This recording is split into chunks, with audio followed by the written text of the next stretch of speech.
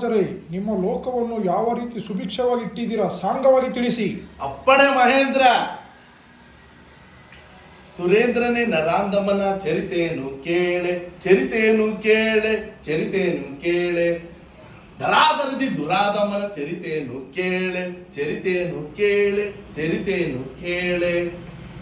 ಮಹೇಂದ್ರ, ನಮ್ಮ ಲೋಕದಲ್ಲಿ ಜನರು ಕಿಕ್ಕಿರಿದು ಮೆರೆದಿರುವರು.